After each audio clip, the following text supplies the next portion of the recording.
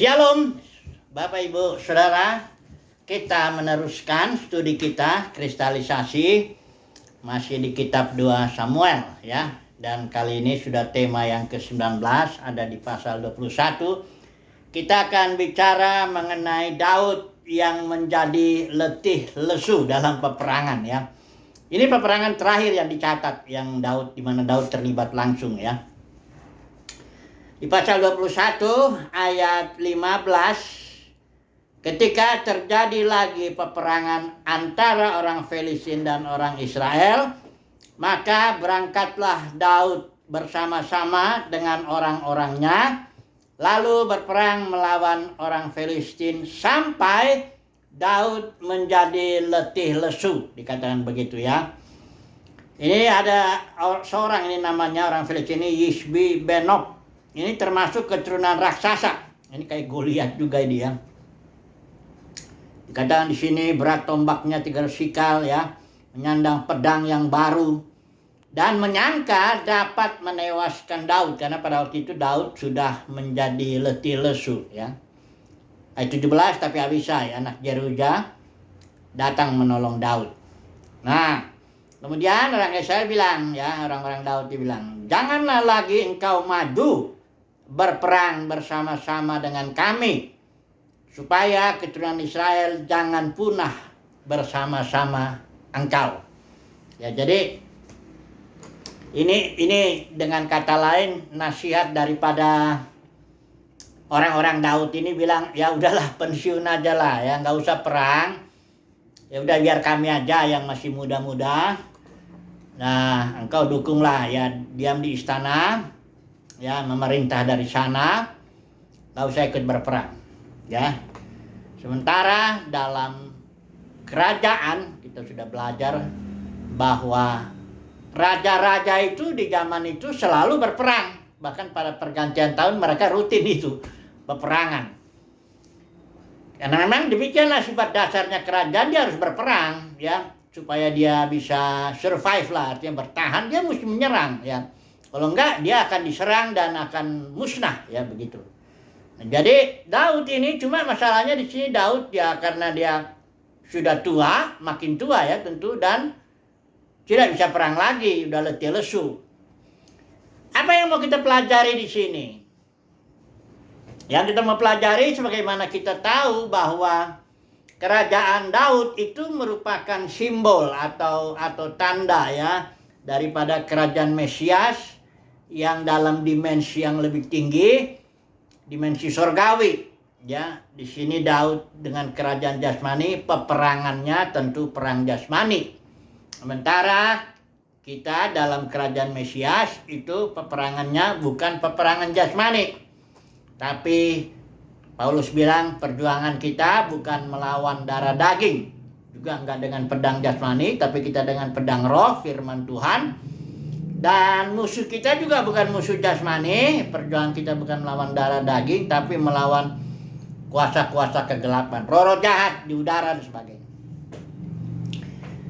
Jadi pertanyaannya, langsung aja kita banding-bandingkan ini. Pertanyaannya, apakah kita di dalam kerajaan Mesias ini ada saatnya letih lesu seperti Daud? Ya, kalau Daud jelas, karena dia sebagai simbol, kerajaannya itu simbol. Nah, jadi ya wajar saja letih lesu. Ya, walaupun Daud menulis juga dalam mazmurnya, dia yang melatih tanganku untuk berperang. Maksudnya berperang secara jasmani. Dia melatih tanganku untuk berperang. Ya, dan memang makanya Daud tuh hebat sekali dalam ketika dia masih, katakanlah masih fisiknya itu. Goliat atau apa tuh dihantam semua. Ya, musuh-musuhnya kemanapun Daud pergi menang aja pasti ya. Karena tangannya tuh dilatih oleh Tuhan untuk berperang. Jadi itu kan simbol ya kerajaan Daud. Sekarang kalau dalam kerajaan Mesias, ada nggak saatnya kita menjadi lemah, letih lesu? Nggak bisa lagi menyerang iblis roh jahat, nggak bisa lagi berperang secara spiritual ya. Karena kita di sini itu, kita nggak bisa lagi memakai pedang roh, yaitu firman Tuhan. Ya, apakah ada saatnya begitu? Nah, ini pertanyaan. Inilah yang akan kita bahas kali ini. Jawabannya Paulus bilang, memang manusia lahiriah kita pasti semakin merosot. Dalam surat Korintus itu jelas itu. Paulus bilang, ya kita juga udah ngerti lah itu ya. Manusia lahiriah kita pasti semakin merosot. Tapi, nah ini Paulus bilang, manusia batiniah kita itu diperbaharui hari lepas hari. Artinya diperbarui itu artinya semakin diperlengkapi, dipersiapkan, ya dilatih untuk berperang. Jadi kalau ayat ini berlaku atas kita umat pilihan Tuhan tentunya pastilah itu. Berarti kita makin hari makin pandai berperang secara spiritual itu. Tidak ada saatnya di mana kita letih lesu. Kecuali kan ada satu hal, nanti kita akan bahas juga itu. Ya. Tidak mungkin umat pilihan Tuhan itu letih lesu kayak Daud dalam berperang. Kenapa? Ya karena umat Tuhan batinnya, kan peperangannya peperangan batin ya, dan batinnya itu diperbaharui tiap hari. Ya. Pewahyuannya bertambah, pemahamannya, hikmatnya bertambah, pengenalan akan Tuhan dan rencananya bertambah, pewahyuan pembukaan Alkitab ini firman Tuhan semakin bertambah. Itu pedang roh itu firman itu makin tajam malah. Makin terpukul mundur lah iblis saudara itu ya. Nah, jadi kenapa kita nggak bilang bahwa secara jasmani kita tetap artinya tambah kuat, nggak mungkin lah ya. Paulus bilang manusia lahirnya tetap akan merosot. Tapi pengertian merosot jangan bilang sakit-sakitan ya. Beda itu. Paulus maksud itu maksudnya kita nanti akan sakit-sakitan. Nggak begitu. Tapi kekuatan kita kayak misalnya kita kalau masih muda bisa ngangkat ya 20 kilo, 50 kilo hanya dengan begini-begini aja. Tapi kalau nanti makin tua ya tentu nggak sekuat itu ya. Tapi bukan berarti sakit ya. Kesehatan itu justru sebenarnya ditopang oleh batinnya. Surat Roma pasal 8 itu roh pemberi hayat itu menghidupkan istilahnya. Roh pemberi hayat itu menghidupkan tubuh. Menghidupkan tubuh kita. Dalam arti kalau kita sakit disembuhkan, kalau kita sedang bekerja diberikan kekuatan ekstra tubuh kita oleh batin kita, roh pemberi hayat itu. Ya. Nah, mari kita sekarang melihat dulu tubuh orang Kristen lah ya. Tubuh kita ini ya betul, kita harus secara akal kita diminta menjaga tubuh kita. Karena ya tubuh ini kan juga takluk dia ke dalam hukum-hukum alam. Dalam arti tubuh ini perlu tidur kan gitu. Dia perlu makan. Dia perlu istirahat. Dia perlu gerak, olahraga dan sebagainya. Kita takluk kepada hukum itu dan harus Paulus pun menasihati Timotius bahkan. Kamu jangan minum air aja. Tambahkan anggur sedikit berhubung pencernaanmu sering terganggu. Jadi ada hukum alam yang jangan dilawan. Kalau itu kita lawan, kita kerja terus. Ada istirahatnya. Tidur pun gak karu-karuan, makan gak jelas. Ya kalau tiba-tiba mati, nggak usah kaget lah. Nggak usah kaget lah kalau tiba-tiba mati. Ya. Memang kita mati bukan karena penyakit. Maksudnya gini. Ada orang bilang, itu jantung itu pembunuh paling nomor 1 lah ya. Kebanyakan orang mati karena jantung. Ya. Enggak, orang Kristen enggak berlaku itu. Ya, orang Kristen pelayan Tuhan. Atau kita semua yang melayani Tuhan lah. Ya, semua kita harus melayani. Menjadi imam-imam dan raja-raja. Itu mati kalau ministrinya Tuhan bilang stop. Dari mana saya tahu ini? Itu coba kita lihat dari kisah Harun. Harun dan Musa itu mati bukan karena dia sakit. Enggak. Tapi Harun itu ministrinya memang sudah harus stop. Dengan simbol tuh pakaian Harun kan dibuka. Waktu Harun mau mati itu di Gunung Nebo, Gunung Nebo atau Gunung adalah ya Musa ini Gunung Nebo ya. Harun adalah itu. Dibuka dulu pakaiannya. Baru dikenakan kepada anaknya, baru Harun pergi, dan orang Israel nggak lihat lagi itu. Berarti Harun mati. Artinya, memang pakaian ini simbol kan daripada ministry, daripada jabatannya sebagai imam dan sebagai pendeknya pakaian inilah yang menopang si Harun ini hidup gitu. Ya. Jadi pakai selama Tuhan berkata engkau harus terus melayani sebagai imam, kasusnya si Harun itu ya dia hidup. Kalaupun barangkali dia sakit-sakit karena ada 1-2 hal, dia tetap bahkan mengalami kesembuhan. Sebagaimana surat Roma bilang, roh pemberi hayat itu menghidupkan tubuh kita. Ya. Jadi, kalau Tuhan bilang, ministrimu selesai, ya udah. Disitulah kita mati. Ya. Jadi, cuma jangan buru-buru langsung bilang, kalau orang mati berarti ministrinya dia udah sukses lah, dia udah selesai lah di hadapan Tuhan. Tunggu dulu, jangan buru-buru. Karena mengenai ministry ini banyak kelihatan hamba-hamba Tuhan dalam Alkitab ini, perjanjian lama maupun perjanjian baru, ministrinya itu dia mati itu karena ministrinya nggak beres. Saya beri contoh Yudas lah. Coba dulu kita lihat Yudas ya. Kisah para Rasul pasal 1 itu. Ya Yudas ini murid Yesus itu ya. Itu dia tadinya ambil bagian dalam pelayanan kerasulan ya. Kalau itu dia nih, coba Petrus ngomong begini nih. Coba dulu lihat. Yudas ya itu yang di ayat 25. Pasal 1 ya. Untuk ini sini rasul ini menambah satu lagi ya, si Matias dipilih tapi ganti Yudas. Di sini dibilang ayat 25, untuk menerima jabatan pelayanan yaitu kerasulan yang ditinggalkan Yudas yang telah jatuh ke tempat yang wajar baginya. Karena dia menjual Yesus, kasusnya kan begitu kan. Curi-curi uang, jual Yesus, ya sudah ya. Berarti ministry jabatannya Yudas, dia mati itu, Yudas itu. Dan diganti ministrinya oleh Matias ya. Itu karena Yudas ministrinya tuh ya katakanlah gagal, begitulah ya kalau kita lihat dari sisi manusia ya. Gagal Yudas ministrinya, nggak selesai. Tadinya kok dia ambil bagian kok dengan 12 rasul itu ya. Dan harusnya dia melayani terus ya. Dan hidupnya ditopang oleh pelayanannya itu ya. Nggak harus dia mati gantung diri lagi. Jadi banyak di ini juga banyak dalam perjanjian lama itu. Yang contoh Elia ya, itu ministrinya stop gara-gara Elia diancam sama Jezebel, takut dia. Kita tahu ceritanya itu kan. Elia itu punya ministri sebagai nabi ya. Dan ketika itu dia sudah bikin mujizat luar biasa, 400 atau 450 itu nabi Baal, Asyera. Mati dia, Tuhan kuasanya menyatakan diri lah dengan inilah Tuhan yang benar.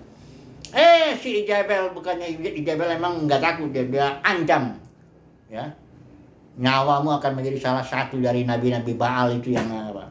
Larilah si Elia ini, takutan dia, lari terus ya, sampai akhirnya di satu tempat Tuhan tanya, apa kerjamu di sini Elia? Kenapa Tuhan tanya apa kerjamu di sini? Itu tanda bahwa Elia tidak sedang dalam ministry di hadapan Tuhan. Enggak, dia lagi lari dari Jezebel, lari dari ancaman Jezebel. Kayaknya jangan coba-coba lari dari ancaman-ancaman siapapun Jezebel zaman ini. Jangan lari, ya. Nah, kalau kita lari nanti Tuhan tanya, apa kerjamu? Nah, kalau udah nggak ada kerjaan, ya udah diganti, ya. Kalau kasus Elia katanya diangkat dan nanti kita bicara lagi. Ganti dengan Elisa, nanti tugasnya udah dikasih tahu Elisa itu apa, ya. Jadi ministry seseorang menopang tubuhnya, nah, saya bilang begitu. Jadi kita sebagai umat pilihan Tuhan, kalau Tuhan bilang, asal kita berjalan ya dalam kehendak Tuhan, dalam rencana Tuhan, mengikuti pimpinan Tuhan, ministry kita memang belum selesai, kita pasti hidup terus.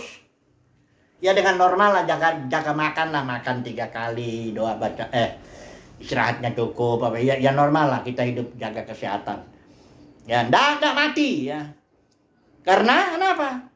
Ministry kita belum selesai dan memang kita sedang dalam ministry.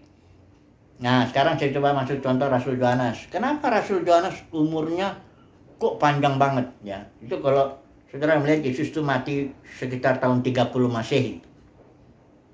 Ya. Kemudian Petrus dan Paulus sudah mati sekitar tahun 67 kalau tidak salah. Sebab dia meninggalnya di zaman Kaisar Nero. Itu sekitar segitu, 66 atau 67. Ya, sudah mati, 67 Masehi. Nah, kemudian Rasul Yohanes tahun 90, bahkan mungkin lebih, antara 90 sampai 100 Masehi. Dia masih masuk dalam pelayanan lagi. Dia masih hidup gitu loh. Bahkan katanya Rasulullah cerita tradisi bilang, ya, itu pernah digoreng. Bayangin, orang kalau digoreng masih hidup ya, nggak bisa. Karena apa?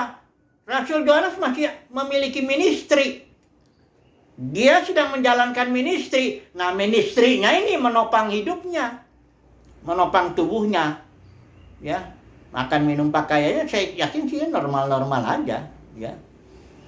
Jadi sekarang ini persoalannya bukan apa ya, kita ini harus seperti Paulus lah, tuh saya bilangnya.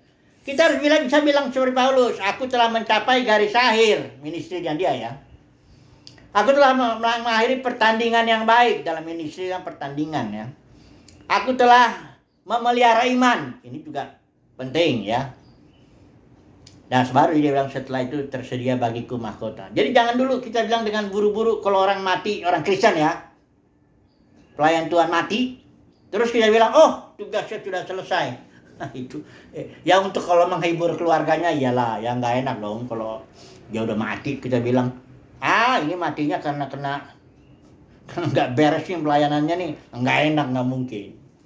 Bahkan kita akan bikin di situ ayatnya, biasanya kan begitu kan. Kalau kasih laporan langsung kutip, aku telah mencapai garis akhir ya, ada macam-macam.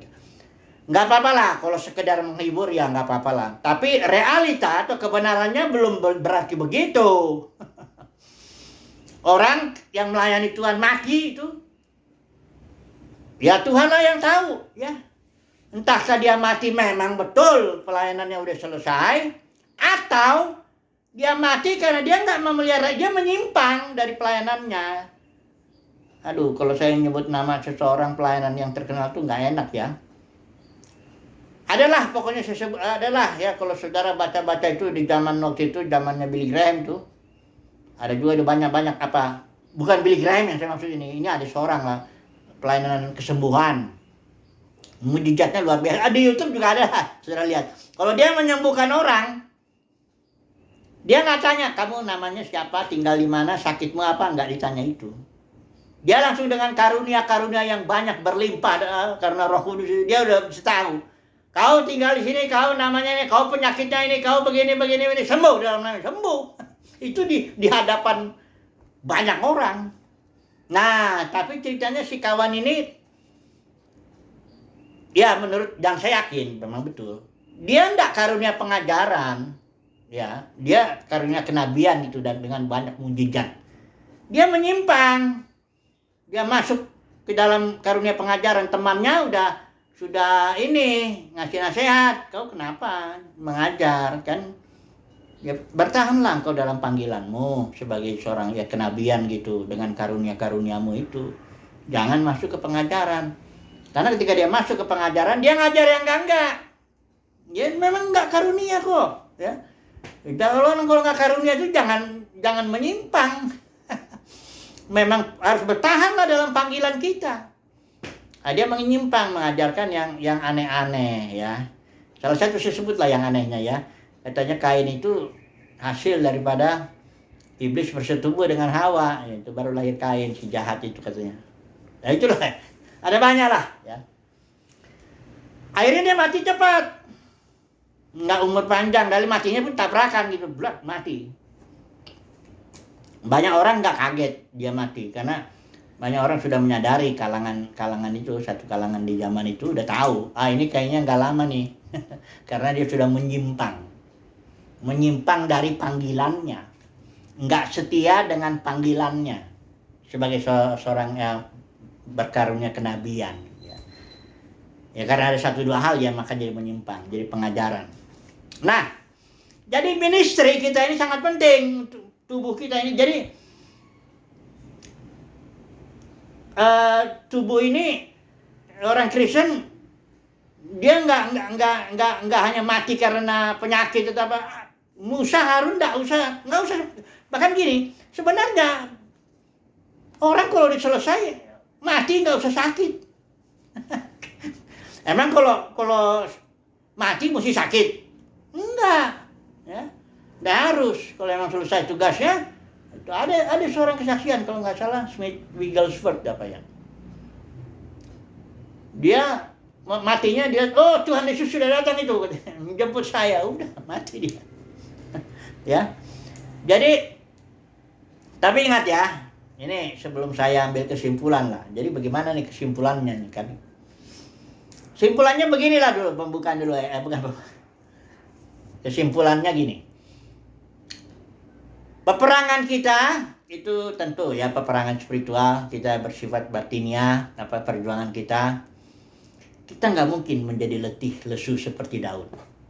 Tidak mungkin menjadi letih lesu seperti Daud karena kita berjuang secara batiniah dan manusia batiniah kita diperbaharui hari lepas hari. Nggak peduli manusia lahiriannya tuanya kayak apa, tetap manusia batiniahnya diperbaharui. Kita akan tetap bisa memegang pedang roh, bahkan lebih hebat karena kita bertumbuh dalam pemahaman firman Tuhan. Ya, sepanjang ministry kita, panggilan kita, karunia kita jalankan di sini terus. Ya, jangan nyimpang. Kalau nyimpang mati mendadak lah istilahnya. Dan tidak selesai ya. Banyak contoh, bukan hanya Yudas, Elia. Nah, jadi kesimpulannya kita tidak akan menjadi letih lesu. Tidak akan. Saudara dan saya sebagai umat pilihan Tuhan tidak akan menjadi seperti Daud letih lesu. Ini bukan karena Daud itu punya dosa ya. Maka dia letih lesu. Karena dia memang simbol. Kerajaan simbolik. Memang begitu karena peperangannya lahiriah. Karena Daud sendiri dia matinya pada waktu telah putih rambutnya, lanjut umurnya, penuh kekayaan dan kemuliaan. Artinya dia sukses. Daud sebagai raja. Hatinya bahkan berkenan kepada Tuhan. Ya, sekalipun dia punya kesalahan dengan Batseba itu, kasus itu. Tapi Tuhan bilang bahwa Daud hatinya berkenan kepada Tuhan. Jadi dia letih lesu semata-mata karena kerajaannya kerajaan simbolik. Tapi kita di sini kerajaan Mesias, saudara dan saya, kita sebagai umat pilihan Tuhan tidak akan letih lesu. Makin hebat kita menggunakan pedang roh itu. Ya. Karena pembahagian firman-Nya makin bertumbuh. Ya. Ini berlaku untuk umat pilihan Tuhan yang saya bilang ya. Karena dalam kekristenan ada banyak yang dipanggil, tapi sedikit yang dipilih. Ya, saya nggak bilang kalau orang dipanggil ya, saya nggak bisa mana kalau Tuhan nggak kasih karunia untuk.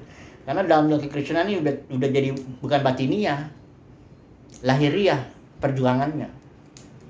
Kalau dibilang pendeta besar, apanya sih yang besar? Oh dia dipakai Tuhan luar biasa, apanya sih? Batinnya.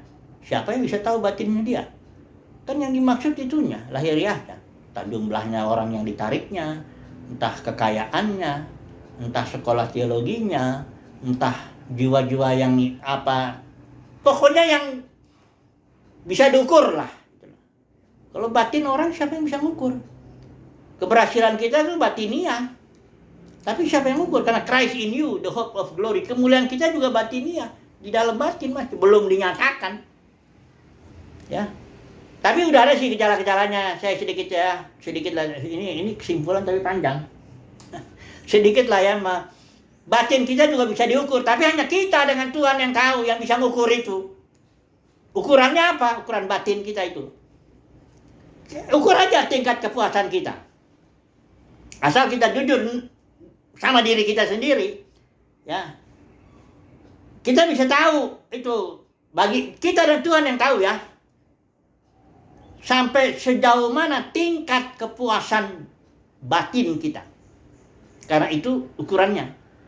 Kalau batin kita penuh dengan ketakutan, kekhawatiran, kegelisahan, ketidakpuasan, protes kepada Tuhan, baik jalan-jalannya, cara-caranya, waktunya, nggak terima gitu kejadian-kejadian yang menimpa kita tuh, kok gini ya gitu. Mengapa Tuhan? Itu kok aku pokoknya kalau udah mengapa kok Kak itu udah tanda batin itu nggak puas ya. Tapi siapa yang tahu itu? Kembali, kalau saudara dan saya mau jujur untuk menilai diri, ya nilai aja. Aku puas nggak dengan keadaanku saat ini? Puas nggak dengan dompetku? Puas nggak dengan penampilanku? Puas nggak dengan ministriku? Puas nggak dengan keluargaku? Puas nggak dengan anak-anakku? Puas nggak dengan hartaku? Itu aja tanya. Kalau mau jujur ya, sebenarnya gampang. Barulah kita tahu bahwa batin kita ini sebenarnya bagaimana. Karena kalau lahiriah tuh karena Tuhan melihat batin ya. Kalau manusia lahiriah ini bisa menutupi. Itu dia orang Farisi, ahli Taurat. Kayak kuburan, di luarnya kok kayaknya rohani deh.